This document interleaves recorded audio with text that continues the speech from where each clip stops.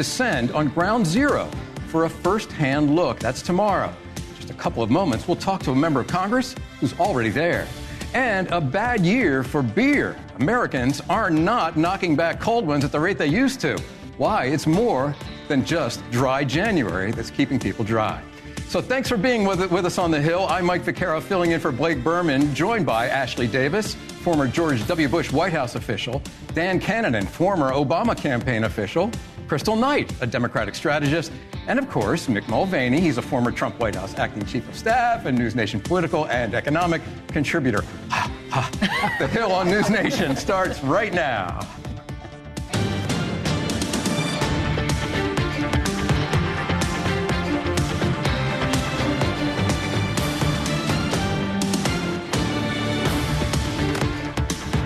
Okay, we start today with major news. Harvard University president Claudine Gay is quitting under fire. In a statement, she said, quote, "It has become clear that it is in the best interest of Harvard for me to resign so that our community can navigate this moment of extraordinary challenge with a focus on the institution rather than any individual." This comes after 6 new allegations of plagiarism against Gay, covering a published work and more of her dissertation. The Washington Free Beacon first reported this news. Calls for Gay's resignation started after her controversial congressional testimony, where she failed to say if calling for the genocide of Jews was a violation of the university's bullying and harassment code. So joining us to discuss with the panel is Eliana Johnson. You may remember Eliana as a moderator of our NewsNation Republican candidate debate. She's also the editor-in-chief of the Washington Free Beacon. And Eliana, it is great to see you here with us tonight. Tell me, what has the Washington Free Beacon uncovered that led to this startling resignation today? The Beacon ran 2 big reports, the first in mid-December and the second last night, revealing her extensive pattern of plagiarism in her rather limited academic work. She only has 17 publications, which compared to some of her predecessors in the presidency of Harvard is a pretty slim record of publication. And we revealed last night 6 more allegations of plagiarism that extend into an 1/8 of her major articles. And while the Harvard Corporation said in mid-December, that's the governing body of the university, that it stood unanimously behind her, it appears that they realized that, plagiarists are sort of like people who commit sexual harassment. It doesn't happen just once, that this drip of findings and allegations was going to continue and was just going to be unsustainable for the university. Right, and a lot of critics of Harvard said there was a double standard. The students would have been thrown out easily if they had met the threshold that was met by President Gay. 2 tweets I want to put up on the screen here. Elise Stefanik, of course, she is the Republican member, House Republican member from upstate New York. She's been vocally critical of those college presidents. She says, 2 down.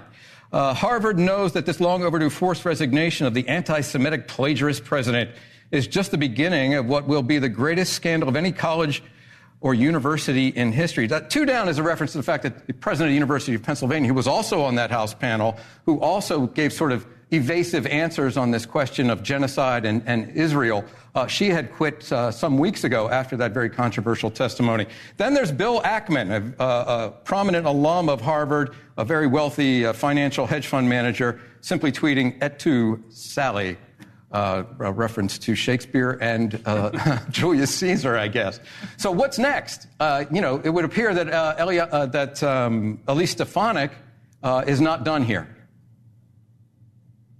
No, she certainly is seeking the resignations of all 3 of the college presidents who appeared on that panel before her. And certainly, I think that House hearing, which cast a national spotlight on those 3 leaders, led to a lot of scrutiny and raised questions in the minds of Americans. Who are the leaders of these incredibly influential American institutions, and how are they being governed? And I think for Harvard, I wouldn't say they're quite done yet. I think the Harvard Corporation, the governing body of that school, really mismanaged this scandal in that they hired a top-notch defamation lawyer to threaten the New York Post out of running a story about these plagiarism allegations. They claimed to have conducted a thorough review into these allegations and said that it cleared her. So I think questions remain about how Claudine Gay's bosses on the Harvard Corporation, who are titans of business, academia, law, manage that scandal. And the school still needs to answer for people who have not yet lost their jobs at that university. All right, Eliana Johnson, thank you very much. And for the Washington Beacon, breaking this story, I want to turn to the panel now very quickly. Crystal, what do you make of the build-up here, the charges of plagiarism, and the sudden resignation on January 2nd? Yeah, well, I think we have to note that it's just charges. Many of the many of the authors who were cited in the report actually stated that they don't believe that it's plagiarism. And so this was a media war against gay, and we have to call that out what it is. No one wants to survive being constantly in the news around allegations that may not be true. Also, the university has a reputation to upkeep, and they, too, don't want to continue to see their president in the news. And so the media war won. Congresswoman Stefanik won. And so this is something, unfortunately, that we get to see a black woman who's a leader of a major institution having to resign only after 6 months. And so I think it's bad when we think about the education system in this country. Okay, so Ashley, is this a result of a right-wing media witch hunt? Well, I do agree with you 100%. This did turn into a media circus. But however, what the main point is Harvard was also losing a ton of money because they were not dealing with the fact. Harvard's got a lot of money to lose, though. Exactly. Yeah. But when you have major donor after major donor after major donor saying, if you guys don't do something about this, I'm stepping out, that to me is just as important as the plagiarism accusation. Okay. Joining us now, North Carolina Democratic Representative Kathy Manning. She is the co-chair of the House Bipartisan Task Force for Combating Anti-Semitism. Congresswoman, thank you very much for joining us on this day after New Year's Day. I'm wondering if you can tell us what you make of this, whether this is fair to have the kind of pressure that resulted in this resignation today. Well, the one thing I want to mention that hasn't been discussed by your panel is that Harvard has a problem with anti-Semitism. And the resignation of President Gay does not solve that problem. The question I have is, what is Harvard going to do moving forward to make sure that Jewish students are safe, that they get to participate in the full range of their educational opportunities at Harvard? That's the question that I'm afraid is getting lost in all of this. So there is one left, as was alluded to by Elise Stefanik when she said 2 down, and that is MIT President Sally Kornbluth, who was there in front of that panel. Do you think that she deserves the kind of scrutiny? I mean, I'm going to assume that the Washington Free Beacon and other news outlets are combing through her dissertations as well at this point. But did she, in your view, was her answer betray a certain amount of anti-Semitism at these elite institutions? I think there are problems at MIT, just as there were problems that were displayed at the hearing at Harvard, at Penn. I think both President McGill and President Gay had other issues that combined with their failure to take proper steps to address anti-Semitism caused them to resign. I have not looked at what other issues President Kornbluth is dealing with. I don't know if there are other things in her background, but the question I have is what steps are these universities going to take moving forward? There is a need for decisive action and visionary leadership at all our campuses in dealing with these issues. I'm going to read you a statement from Virginia Fox. She's the Republican from North Carolina who was the chairman of the House Education and Workforce Committee who held that hearing. She says, while President Gay's resignation is welcome news, the problems at Harvard are much larger than one leader, and the committee's oversight will continue. So is it right for the committee now to continue this investigation of anti-Semitism at Harvard? I sit on that same committee. I know Chairman Fox. I do think it's appropriate for us to make sure that the issues of discrimination and anti-Semitism are being addressed on college campuses. And it goes beyond what's happening to students, and it's also important to look at the faculties. Are there diverse faculties that have a range of views that, in this particular instance, many of these protests have been about Israel. Are there faculty members who support the right of Israel to exist as a Jewish state? If not, those schools have a problem. All right, Congresswoman Manning, thank you very much for joining us on this day after New Year's Day. Appreciate it very much. We'll see you back here next week. Former Congressman Mulvaney I know you got something to say about all this. Oh, fascinating stuff. A couple different things. She wasn't fired because she was a black woman. She wasn't fired because she plagiarized. She was fired because of what she said at that controversial congressional hearing, right? So was she fired or did she resign? She was fired. Well, did she jump or was she pushed? That's a really question, which gets to my next point. And what you've just heard from a couple different people, from Elise Stefanik, a little bit from Virginia Fox, and also from Congresswoman Manning, 2 Republicans and a Democrat, is that the next call is either to different universities or possibly to the Harvard Corporation.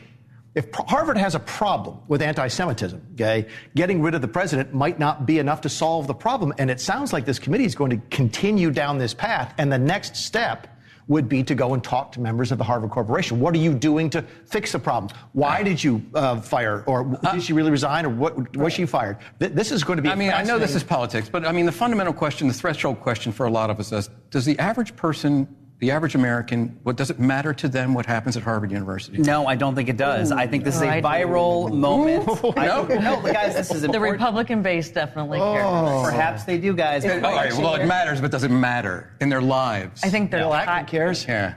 Go ahead, Dan. Well, I was going to say, I think that this is an interesting moment for us because there are real issues being discussed here.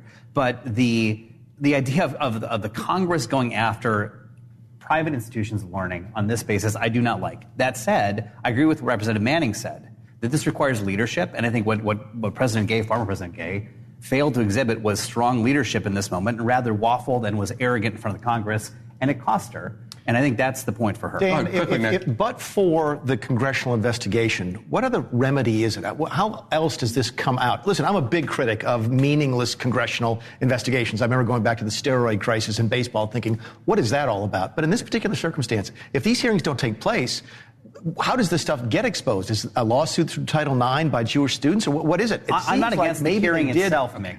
But I think the two things together at that moment, where one failed institution in Congress, another that's pretty arrogant in the academic institutions, combining to have a moment that was pretty bad for both. Okay, let's move on here. Moving now, turning our attention to the South. It's 2024, and the crisis at our southern border has never been more dire. There were over 300,000 encounters at the southern border in December. That's a new monthly record.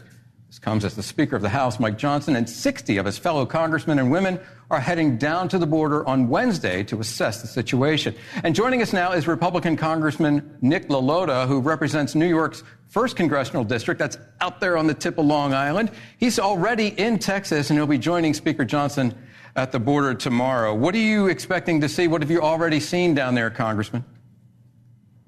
Well, this is my 3rd trip to the border. Of course, I'm a member of the Homeland Security Committee, but I'm proud to join with the Speaker on my now 3rd trip to the border because the administration has totally failed America at the border, made us less safe, made us less secure. I'm here with now 65 of my colleagues will converge on Eagle Pass tomorrow, talk with border agents, talk with community leaders, understand the impact locally here, hopefully to inform us more on legislation that's going to be a compromise with the Senate. We want to be able to make sure that it's informed as possible. We want to tell our constituents, we hear them loud and clear. We understand this problem as House Republicans. And if necessary, we want to embarrass the administration because they haven't acted. They've had 2 years to clean up this border, and we're willing to embarrass the administration because it won't act right now.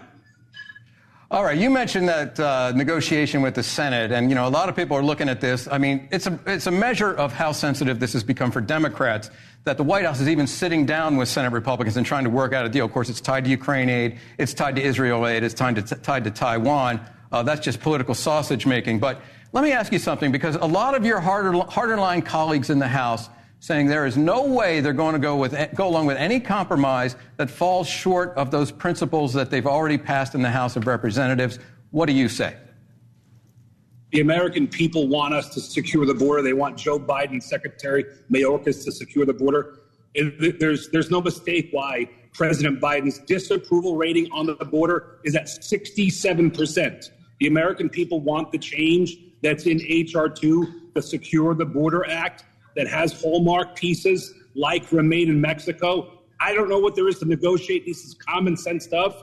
If you looked at Bill Clinton's State of the Union address a couple of 10 years ago, he was saying the same things that House Republicans are saying today. It's unfair to migrants crossing the border to allow them to do so illegally. It's unfair to American workers to have their jobs taken by illegal folks. and it's unfair to folks who are already in the immigration line. All right. Everything about this process is unfair and unsafe.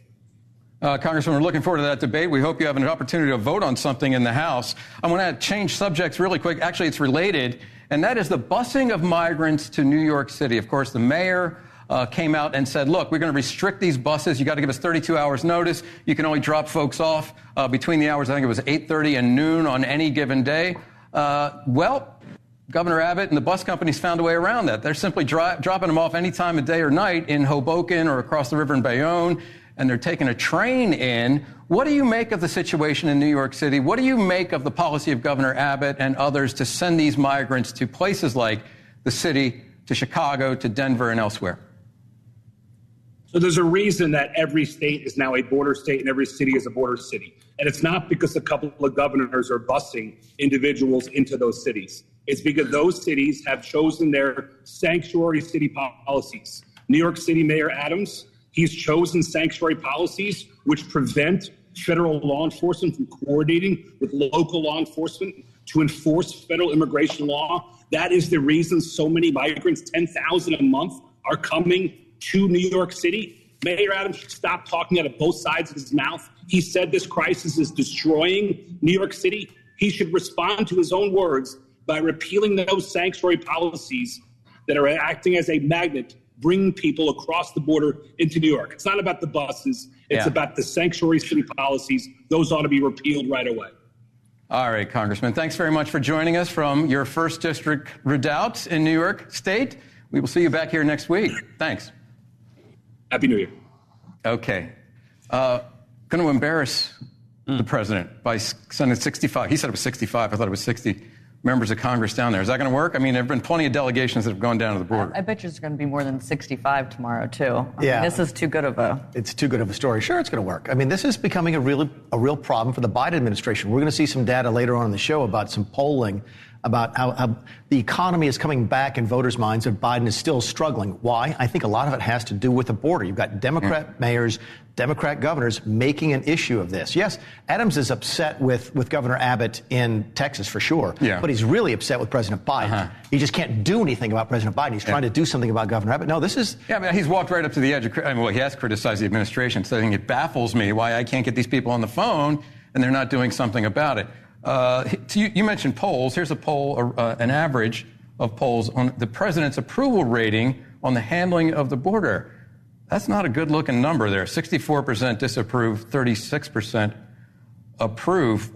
Dan, again, a measure of how volatile and vulnerable this has become for Democrats, that they're even at the table. It is volatile. It's a place that has to be addressed, Mike. And I would say what the representative said, the quiet part out loud, that they want to embarrass the president. And the problem with the politics on the border is that it has to work. You need more judges, more asylum officers. You need a functioning system.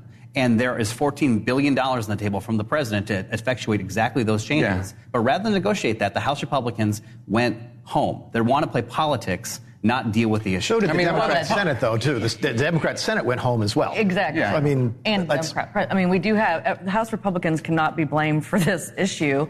There's two bodies of government that are run by Democrats, number one. But the administration, I just want to finish this. The administration has a lot of ability to do what they need to do on their own without congressional approval. Well, I just think, what administration has gotten this border crisis right? I mean, if we're being completely honest and we're having an honest conversation about immigration, this is a tough issue. And I don't think that sending migrants to big cities, it works. It doesn't. We see it right now. We see what Mayor Adams is doing in New York. That's still not solving this crisis that we have. And so if we continue to pump money into the system to figure out how we can secure the border with, I think very quickly, Governor Abbott's take on it, though, is if they just stay in Texas, then no one cares besides me. If I send them to Chicago and Los Angeles and New York, maybe some Democrats will help me. But you got a more chance of solving it if it's a bipartisan issue. Okay, coming up, we're going to move on. I'm going to give you one of these, y'all. Coming up, trouble signs for President Biden. New numbers show he's losing support among key groups that propelled him into the Oval Office in 2020. Can he win back Hispanic and black voters, or is it too late? And a top Hamas leader is killed, not in Gaza, but in Lebanon. Was Israel behind the strike, and will it lead to a wider war in the Middle East? That's coming up on The Hill.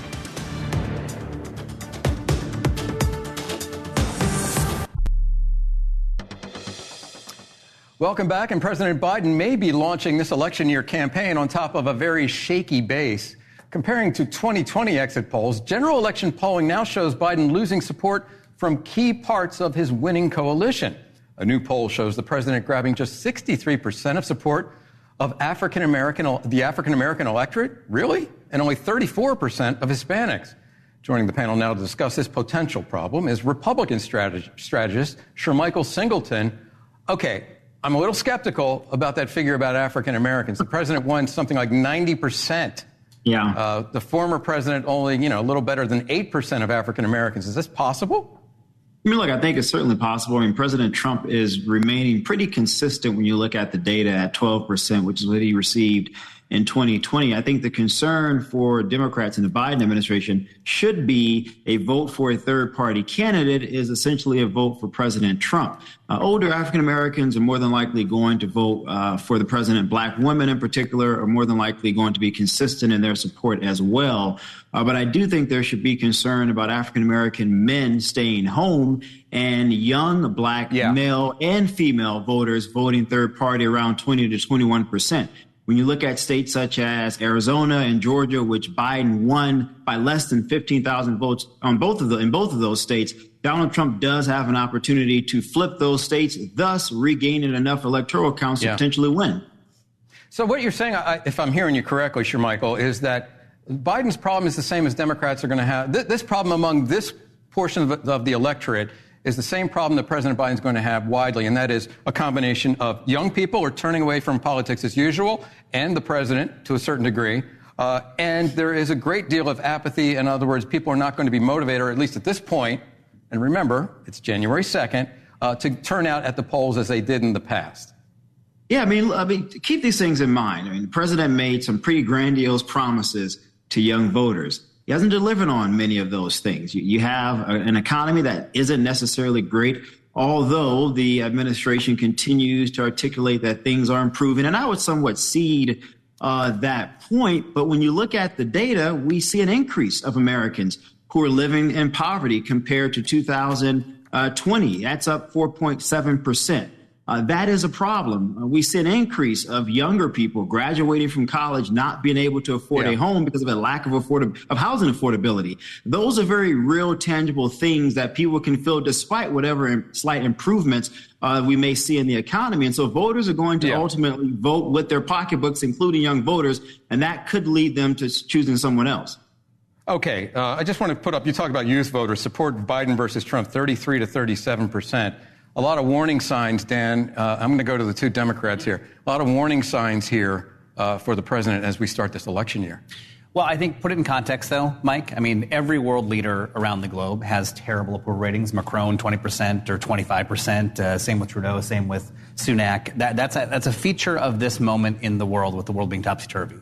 And I do think you look at these underlying numbers, and if I'm the campaign, I'm looking at them to be sure, because they can't obviously have an election with that kind of support. But on the other hand, what's more likely here, that Trump actually captures a third of black voters, or they all run to a third party, or that we frame the choice with Biden and Trump based on the record and who they are? And the problem right now is that in the head-to-head polls, the American public has not accepted that matchup. They don't understand this Trump and Biden, and that's going to change things. That's why you see RFK getting 10% when he's named as a third-party candidate, Chris. Yeah, I mean, I think many people, particularly when we talk about black voters and young voters, they're likely to either stay home or vote third party because they're not happy with the results that are coming out of this administration. And even as a Democratic strategist, I'm someone who's looking at student loans, what the president promised around that. Yeah. I'm thinking about, child tax credits. That's something that he can point to, but that doesn't benefit all of the Americans. That also doesn't benefit all of the black or the youth base. And so those are issues that I think many Americans are looking at. And also the economy. Sure, Michael brought it up. The economy is not in a good place, and that is something that voters absolutely go to the polls when they're thinking about. All right, quickly, Nick. Yeah, Mike, if you bring up that graphic again by the black and Hispanic voters, what you'll see is that Trump is at 12% with black voters, 39% with Hispanic voters. That's exactly where he was in 2020. So what this is really saying is he's not picking up any support. Biden is simply losing, and that's a big difference. If they were going to vote for you and then they voted for me, that counts for two. Right? If they're going to vote for you and they don't vote, that only counts for one. So Trump's numbers are not moving that much, and that's interesting to watch. Well, but that's my point, though, Mick, is that at this moment, every poll a year out with the commander-in-chief there is a reflection of their satisfaction, dissatisfaction with the world at large, and the leaders in the world stage are taking the brunt of public. Yeah, but telling your boss that. All right, real quick. No. Go to the next one, because I could unload on that one. All right. Hey, we could be worse. We could be Rishi Sunak.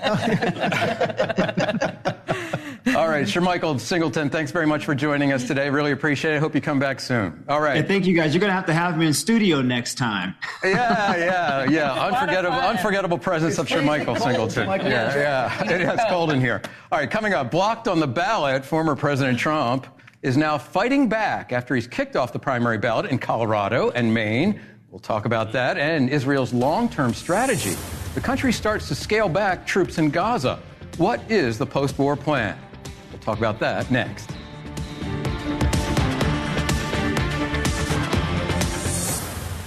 The vast majority of people are in the sensible middle. They're not the far right wing and they're not the far left wing. Every point of view is represented on NewsNation. Veteran journalist Elizabeth Vargas, now on NewsNation. Welcome back. An explosion lighting up the sky in Beirut, Lebanon earlier today, killing a senior Hamas leader and 2 leaders of its armed wing. Hamas is confirming their deaths and is blaming Israel for the strike, but so far Israel is silent. Back in November, Israeli Prime Minister Benjamin Netanyahu said Israel would, quote, operate against Hamas leaders wherever they are. So with us now is Adam Bowler. He's a former senior Trump administration official who worked as a key negotiator on the Abraham Accords. Thanks very much for joining us, Adam. So attacking a Hamas leader in Beirut, dangerous, dicey, an escalation? What do you think? I think it may signal the second phase of this war for Israel. And the reason I say it is it echoes Munich and what happened in the PLO post-Olympics. Now they're going more targeted. And what you see now is the number 2 guy in all of Hamas assassinated in Beirut. This is sending a message from Israel that while we might start de-escalating, we're going to be more targeted, and nobody in Hamas is safe if they're senior. Now, of course, Lebanon is known as the home base of Hezbollah, which is distinct from Hamas, no less an enemy of Israel, of course. But the situation in Lebanon with the government there and then their uneasy relationship with Hezbollah, doesn't that really light a match and force the hand of the government or even Hezbollah to launch further attacks from the north into the north of Israel as Israel continues to fight this front on their south or their southwest border with Gaza? And I think they're all connected, right? The common connection here is Iran. I will say, though, what I expect is continued escalation, but not to the point of full-out war. Hezbollah is not going to have their hand pushed by Hamas, and if they wanted to, they already would have entered. So I think what you're going to see is continued efforts on Hezbollah to destabilize. It's sort of what you're seeing with the Houthis down in the Red Sea there, is you're seeing action to destabilize, but Hezbollah is not going to have their hand forced by Hamas, or they already would be in this war. Right. Now, you mentioned Iran, and you also mentioned the Red Sea. An Iran warship has now entered the Red Sea after the U.S. destroyed 3 boats that Iran-backed Houthis had sent after a commercial vehicle, or a commercial vessel, I should say, in the Red Sea. How dangerous is this situation? The U.S. and the coalition now have warships escorting commercial vessels through the Red Sea. It is a vital trade route. There's a lot at stake here. I agree with you, Mike. And I just saw that Maersk is pulling back and they're not going through the Red Sea anymore. Yeah. I will give the United States credit. I liked seeing action. I think where we need to make moves is taking action. And I think the U.S. helicopter attacks were exactly spot on. I don't think we should let the Houthis run the board. We're the United States of America, and we can't accept that. And it impacts the entire country and the world when you have trade routes that change like that. So I think we need to see more action from the administration. Just like they did today. I actually think if you look at the scoreboard today, it's United States 2, Iran 0, because at the end of the day, we took action on the Houthis and the number 2 individual from Hamas was killed, which is funded by Iran. Wow. All right. On that note, we're going to leave it there. Adam Bowler, thank you very much for joining us.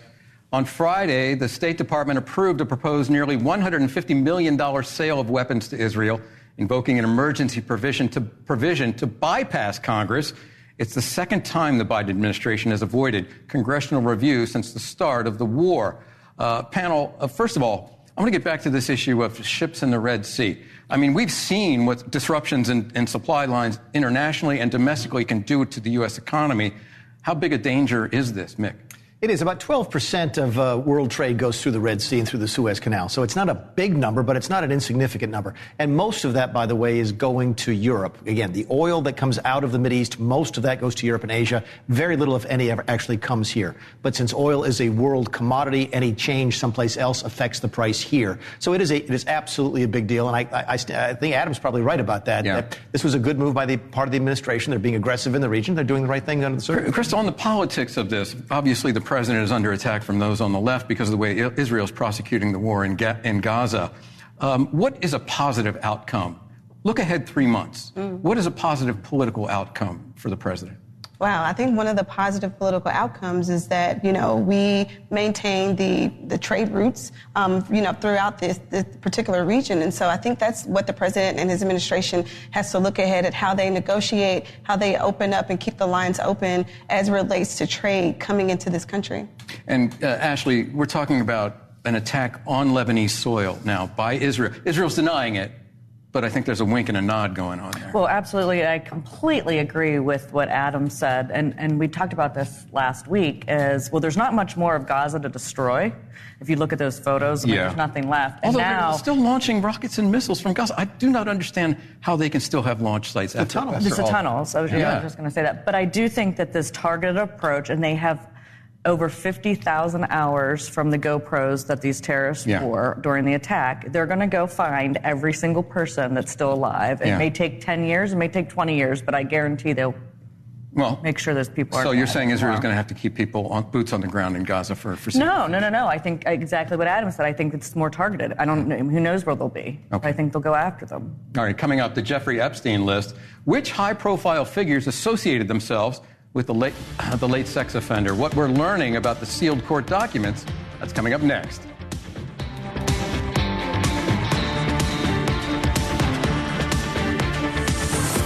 Trump asked a Maine court to overturn that state's decision barring him from its primary ballot. He's also soon expected to go to the U.S. Supreme Court, just around the corner from where we're sitting, to ask it to overturn the similar decision from the Colorado State Supreme Court. Okay, to the panel. The Supreme Court is going to be very instrumental in deciding what the ballot looks like, what this election looks like.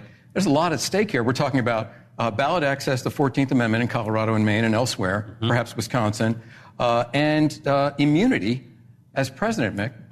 Yeah, there's going to be a lot of things. And that may be just the beginning. Who knows what happens with these? Because he's probably going to lose the immunity case. It just doesn't make any sense. The President of the United States is immune from everything. I don't know what the basis for that argument is.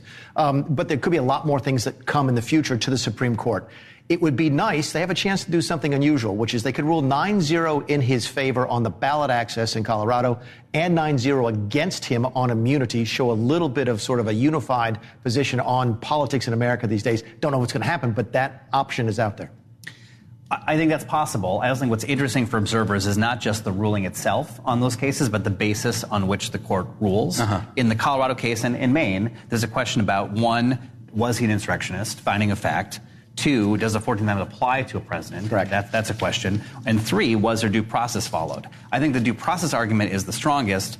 Mick, you made the point that the 14th Amendment is the one that may be cleanest for them. I don't know. If they rule the 14th Amendment doesn't apply to a president, because other places in the Constitution that president, vice president are identified by name. In this section, it simply says senators, House members, and other officers. It doesn't say president, vice president. If they use that as a basis to kick out Colorado right now, it applies to all 50 states. If they do due process, it means that it's open in every other state to try and do it properly. Your point is valid and it's cleaner that way, but I just wonder, how can a court decide that the president of the United States is not subject to the same provisions as the vice president? I'm going to take this back to the campaign trail really quick, because we're talking about Donald Trump. Nikki Haley, of course, gaining ground in New Hampshire, certainly sort of a stalemate in Iowa, but all of a sudden she is becoming more critical of the former president. DeSantis and Haley continue to go after each other. But what was the statement that Haley put out there, guys? Can we put that up? I'm sort of lost here. I don't have it in my papers. I've been searching all over. Thank you. You stole it from me. No. Oh, my gosh. All right, and I quote, we can expect the Nikki, not ready for primetime, Haley campaign to launch efforts designed to co-opt and take over a GOP nominating contest with non-Republicans and Democrats, hoping that a coalition of the unwilling is enough to slow President Trump down. That's from some of his top aides on the campaign for former President Trump. But even though so a shot across the bow, Crystal, at Nikki Haley, I think that's the first time we've really seen them go after her. Are they scared? I mean, are they worried? Well, I don't know if they're worried. I mean, Trump is still polling much higher than any other candidate on the GOP side. But I think, he's trying to draw a contrast between the would-be second runner and himself. And so, but the question really here is, would Nikki Haley be his running mate? I mean, if she does well... Come on, really? It seems unlikely, right? Maybe, but I mean, it'd be nice to see another woman as a vice presidential running mate. Yeah, how does that help Donald Trump to have Nikki Haley? Or how does that help Nikki Haley? But anyway, you can go either way. Should be vice president of the United States, But perhaps? no, I think that when you're being attacked, it's obviously, there's a positive side of it because it does mean you're relevant, Absolutely. as you said. But I also think that she has made a point not to go negative against her opponents in ads or in her town halls in both Iowa and New Hampshire. But there has been so many ads against her from Governor DeSantis and obviously the former President Trump that I think she's decided. She went up today negative against DeSantis, and she's going to continue to do that through the election. Joe, did you tell me we have that ad from Haley? Because I'm going to play that now. Haley and DeSantis ads attacking each other, playing them back to back. DeSantis even allowed a Chinese military contractor to expand just miles from a U.S. naval base. Phony Ron DeSantis. Too lame to lead, too weak to win. Tricky Nikki pretends she's tough on China, but as governor, she promised to do whatever it takes to get Chinese companies set up in our backyard. Tricky Nikki, Dan. All right, so two tickets out of Iowa, 3 tickets out of Iowa. How does the old saying go? These guys are fighting for the second spot, obviously. Tricky Nikki and Ron DeSantis. Well, all due respect to Ashley, who I do respect greatly, I'm a little... I do, Ashley. That's a preface to something that's really... Why don't you just say you wish you don't live in Iowa and have all these ads? Well, what I was going to say is I think this is more like a play-in game, and they're going to play the 1 seed next, and that's going to be it. Okay. All right. I like that analogy. We're in a sports season. Every season's a sports season. Okay. Meantime, another story we're keeping an eye on. At any minute, nearly 200 names connected to Jeffrey Epstein could become public. NewsNation correspondent Laura Engel has more on what we can expect.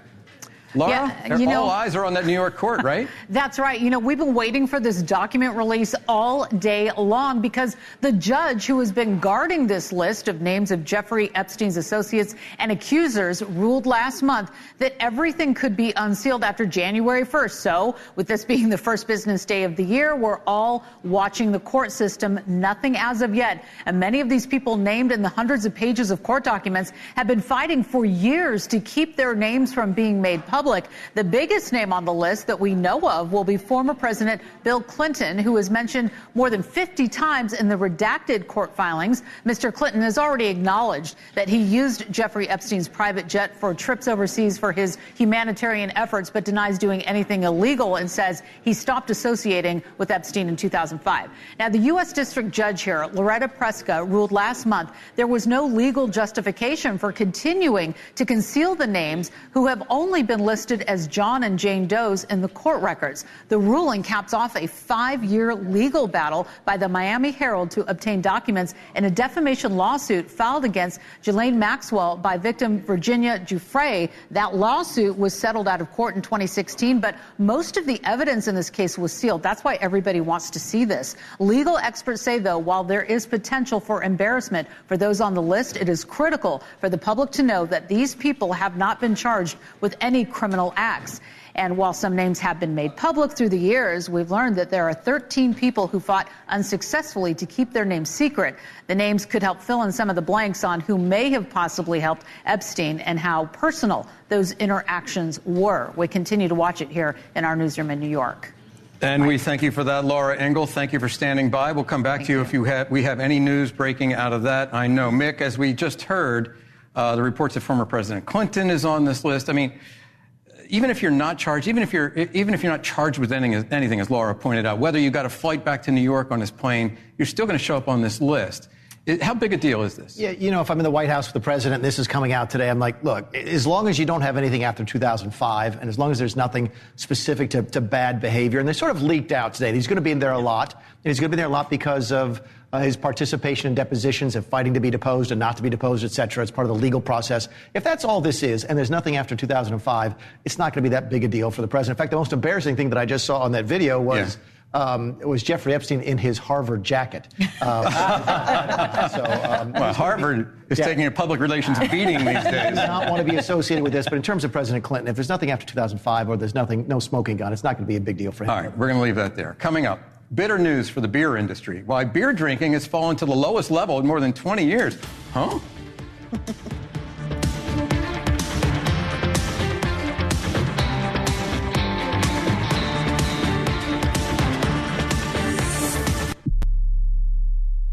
Here's what caught our eye.